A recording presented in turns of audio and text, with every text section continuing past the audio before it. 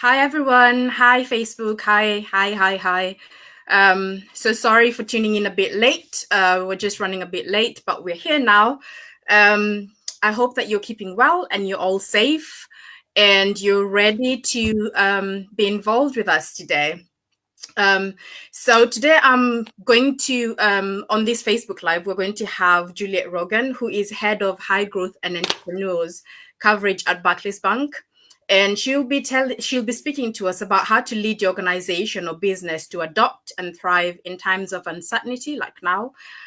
Please um, um, keep a pen and paper close to you so you can take notes, because I will be taking notes too. Trust me, I am taking notes. And you can ask questions as we go along. So to avoid us spending so much time in the end waiting on your questions. And please, before we start, send this video to people. Share it, please, so that more people can be able to know about how to deal with business, how to work in their business, what to do right now, because there's so many tips out there.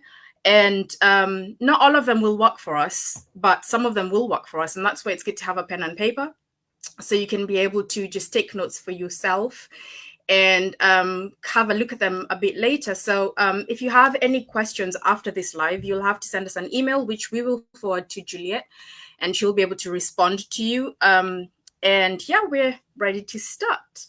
I would hand over to you, Juliet, if you could please tell us what you do, what your day-to-day looks like, because your CV is quite massive. I didn't really want to read it. I prefer people hearing it from you. Sure. So, well, thank you. Thank you for having me. I hope I can provide you some useful information. I will do my best. So, if you've got any specific questions, that would probably be good for me to be able to answer in terms of those on the live stream anyway. In terms of me, I have high growth and entrepreneurs coverage for Barclays UK. I have been working at Barclays for the last 9 years. Prior to that, I qualified as an accountant at KPMG.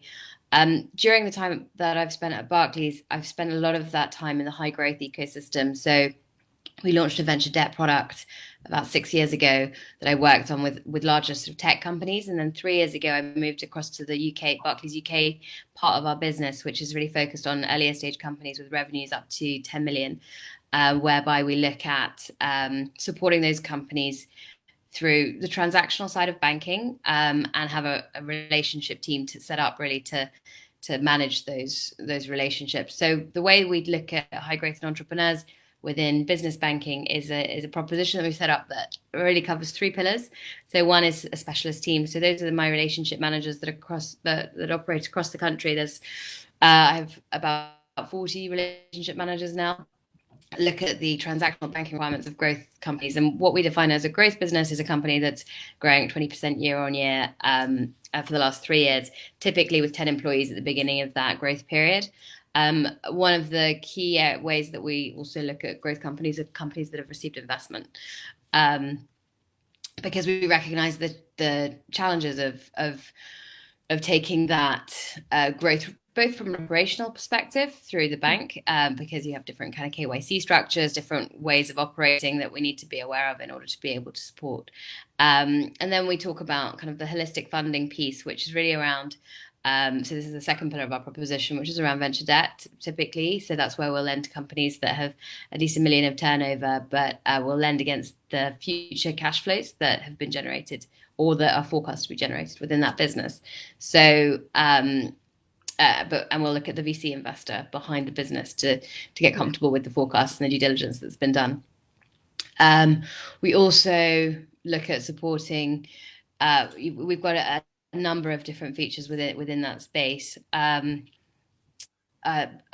also like another thing that's pretty useful actually for high growth companies, particularly, is our partnership with Market Finance, whereby we have we refer our customers in there and work really closely with Market Finance because we think they've been really innovative with some of their financial solutions, particularly around single invoice discounting, which can be really relevant to early stage high growth businesses as they're scaling up through contracts. And then the last thing we talk about is what we call beyond banking, which is really some of the initiatives and strategic initiatives that we've entered into as an organization across our business and globally. And that includes our Rise, our Rise FinTech Accelerator that's run through Barclays Ventures now, alongside our Barclays Eagle Labs, which now accounts for about 27 Eagle Labs across the UK. Okay. And so those are co-working spaces through which we run specific verticals around what a medtech one, a law tech one, agri-tech, and I think that's it at the moment. But we're constantly evolving that proposition, and that's really around trying to bring key stakeholders in the corporate environment together to really expand on the innovation that's happening in the space, and be that conduit to support the interaction between the two, the sort of large corporate and the early stage startup. We also run a program with the Cambridge Business School that we're in our third year of launching. Actually started today for the third year, which is kind of remarkable given the time that we're living in, whereby it's a sort of a management course really for the founders of scale up businesses, or companies that have the ambition to scale up, because a lot of programs out there are actually defined for companies that potentially have received investment already. We wanted to do something that was around companies that have, they talk about like managing by accident a lot for entrepreneurs, where so the MBA is where suddenly you're sort of leading teams and things like that, and actually without the kind of background or experience in doing that. So the course we run with Cambridge is around supporting those management teams to kind of scale up with their business. So we've done that this is, like I said, our third year. So about 160 companies have gone through that program now. And we were launching it. So it starts today. We do Cambridge, Manchester, and London, 3 different cohorts. But obviously, because of what's happened with the COVID situation that we're all living in, we weren't sure what to do, but there was a lot of demand for the course to continue. So we've done it virtually through Zoom, and part of that course has a mentoring program which the companies will still be able to avail of throughout the next 3-month kind of program that they're working on, and we're just hoping that we'll be able to meet them all face to face at the end of it. Hopefully the world will look like a different place by then. But that sort of is a summary really of me, my background, and what I've been doing and what I do day to day. Yeah, so you are the best person to ask about scaling up, really. Well, I mean, I try. To be honest, it's the companies I work with or that my team work with that do that. I guess it's something that I'm very passionate about, given that I've sort of built this team from scratch in Barclays. There are different elements of the challenges of building a team and things like that I can talk to firsthand. However, I take my hat off to any entrepreneur that's doing it as a small business owner. It's a really impressive thing to be able to do, and I wish I could.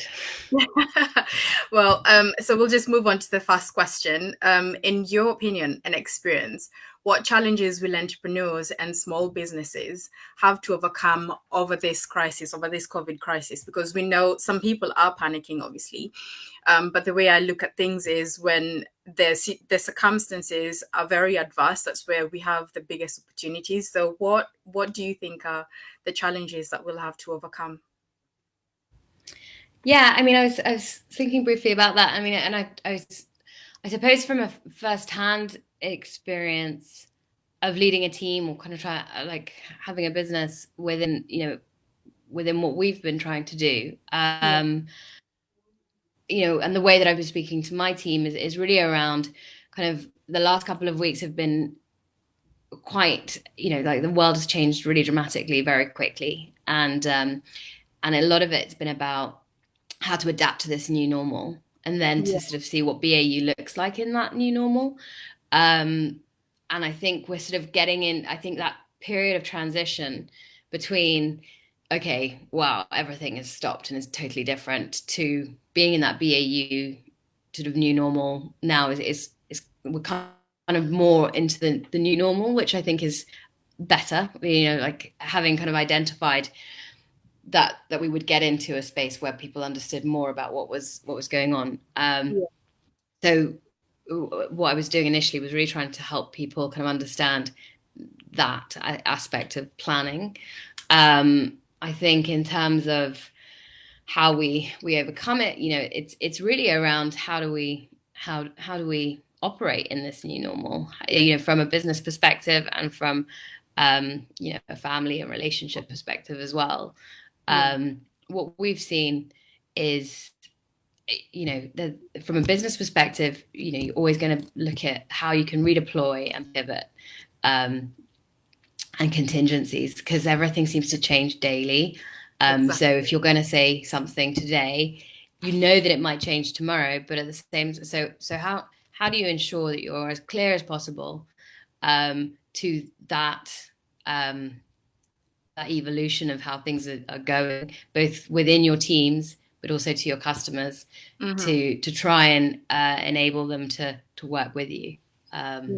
The clarity of message and consistent and constant communication, I think, is really important during this time, because you've got no, human interaction, and it's difficult to kind of to get up to speed with all the different things that are changing. Certainly from the investors I've been speaking to, I think that they are also finding, like if we think about the investment landscape from last year, 18 billion was invested in the UK through VC last year, and there are significant funds available in the sort of private markets that can still be deployed.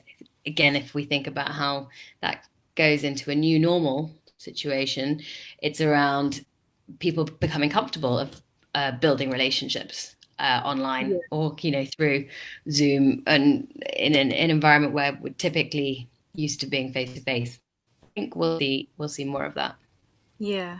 So it sounds like what you're saying is businesses have to learn how to be very adaptable at this time. So the old rigid ways of planning and strategizing won't work anymore.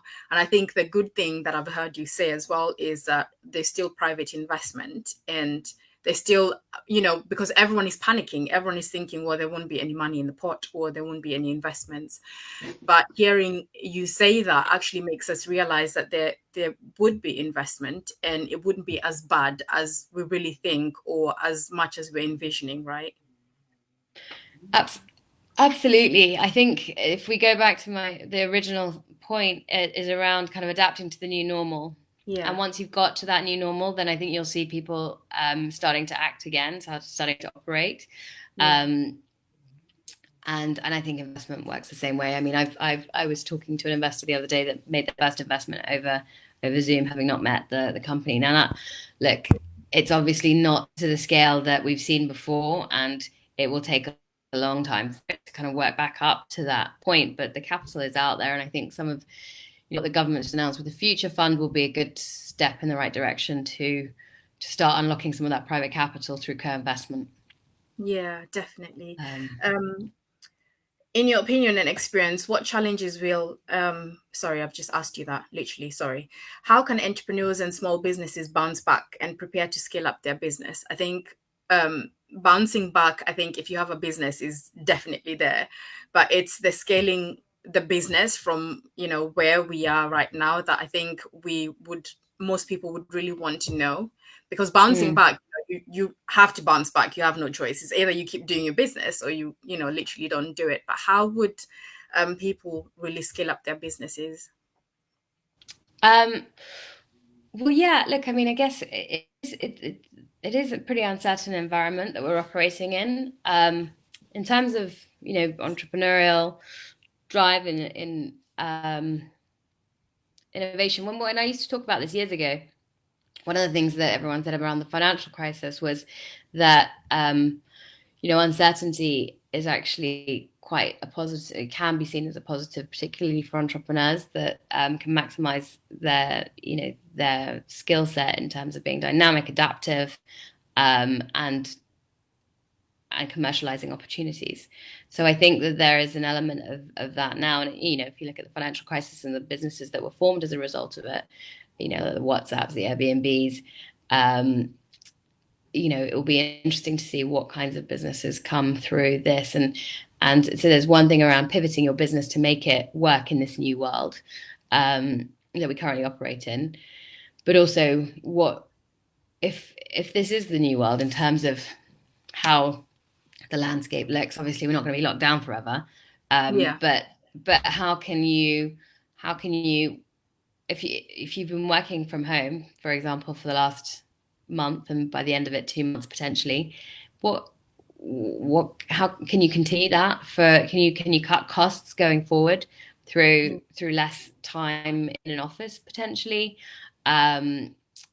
How do you know, like I would be spending a lot of time now thinking about what this means to my future cost base, what this means to my future revenue base.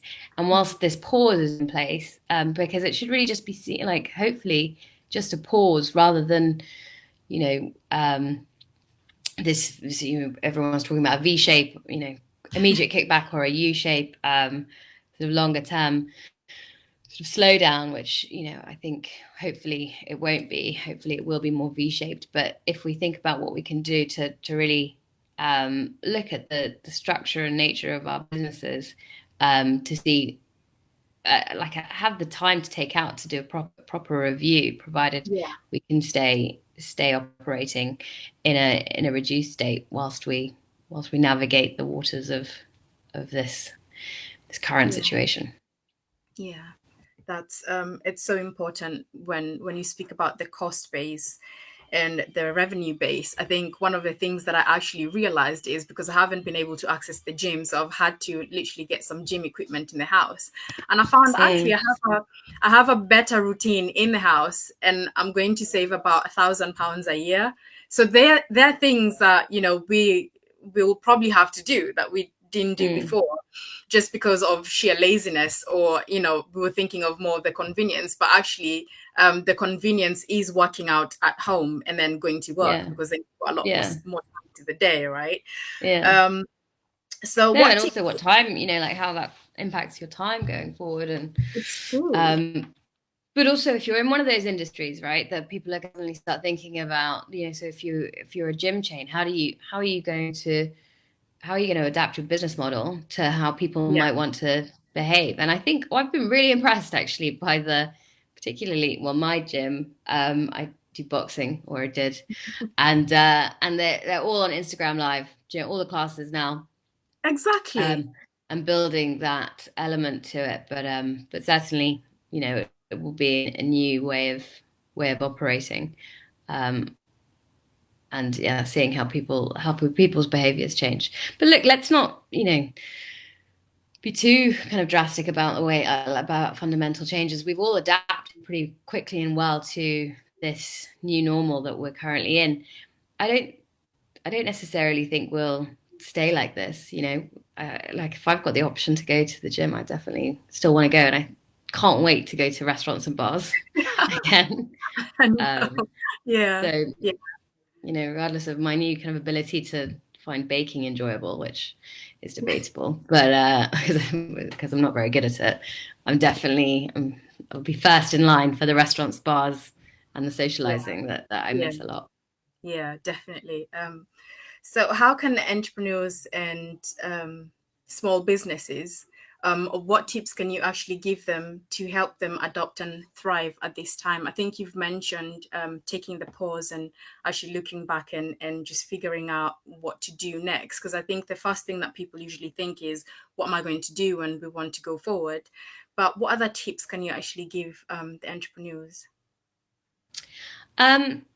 So what tips and things I think in terms of like availing of government support, I think that the information that's out is that all of the schemes that have been launched have evolved as they've progressed, which I think certainly is a positive thing in terms of iteration. Like it feels like the government and large organizations, everyone's kind of thinking like a startup at the moment. They're seeing a problem, they're trying to fix it. And so being kind of aware of what the issues are in order to what's out there at the moment, but staying constantly on the government website, I think is actually really good as well in terms of the selection. You can kind of go in and say, okay, well, these are the that I need to solve for. And it's got a good what's it called, like an interface where it will direct you in the right way. So keeping an eye on what's out there and what's available is really key. Again, taking that pause to look at what you can do to limit your cost base at the same time as looking at the opportunity that can come out of this through that pivoting and redeployment piece, I think will be important. I think also there's a lot of there are, particularly in the entrepreneurial ecosystem, if you follow on Twitter the likes of, say, Local Globe, some of the investment communities have office hours. We have our Eagle Labs have gone virtual, and you can access it if you just type in virtual Eagle Lab events. It's pretty much like a seminar or a kind of cash flow workshop or an availability of daily courses that you can go on, and you can seek that community to be speaking to other entrepreneurs, because I think that co-creation and that collaboration is really key at this time, because it's so daunting and potentially as a business owner pretty lonely. But because there are lots of people in the same situation, I think really trying to come together through those forums is key to learn best practice from your peers as well. So at this time, I think I'm going to have a pause. I'm just going to see if there's any questions or anything. So there's no questions. If you have any questions, please send your questions now before we finish, so that we can just have a flow. Juliet is quite busy and she might not be able to hang about a bit later. So if you could please send your questions now rather than later. How or what do you see changing in how we do business? I think we've touched that a little bit. But how do you see more of the entrepreneurs and the scaling up and bigger businesses doing business? Because I think there's like a domino effect. And when we look at how businesses might change, I'm thinking more of not just the entrepreneurs and the solopreneurs, but how do we see business changing in the business world, like based on what you've observed, how business has changed from when you started with all those roles that you've had. Yeah, I mean, I think the main thing that's changed, or particularly in the last couple of weeks, is around relationships, right? Relationship management has always been predicated on face-to-face interaction, building relationships, building for growth, has for a long time relied on that. Excuse me. And I think one of the things that we're seeing now is the ability to do that and to try and do that without it. I think, and again, if we in the initial stages of lockdown, so to speak, I think what we saw was, from a business perspective anyway, kind of to maintain, the status quo. Like, okay, so suddenly everyone's at home, but we've got Zoom, we've got all these interactive tools. I think the next stage, and which is more challenging, is to build new things in this kind of environment. Like to ideate in a virtual world is more difficult than when you've got everyone around a table and a whiteboard but because of the length of time that this is taking, people are having to do that. And so the impact that will have on people's travel times, suddenly, people have to. We've talked about having WebExes. I mean, for us at Barclays, we have WebEx all the time. But people still get on planes and trains and automobiles to have that face-to-face interaction. I do think that people will see that as less important because of this period of real, of not having the ability to do it. I think what's interesting is the technology to facilitate this kind of working has been around for a really long time, but the adoption has been quite slow. And now we've adopted it.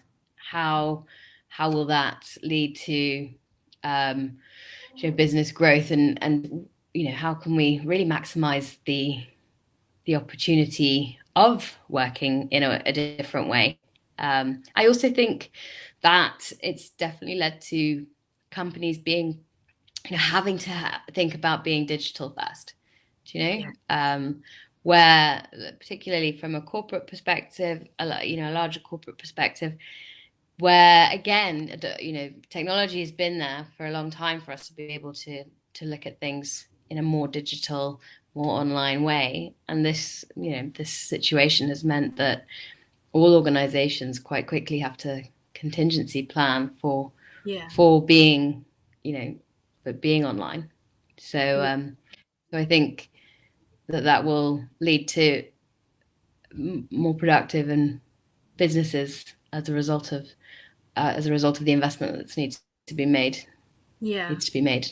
That's Yeah. now. Yeah. I think it's interesting when you talk about companies having to use more of technology. And I love the analogy that you used where you can use WebEx or you can fly around the world having these meetings and then it's going to bring about because I've literally seen so many events going online now. And it's an option that's been there forever, but I think people were just a bit resistant because obviously it's technology, some people shy away from it.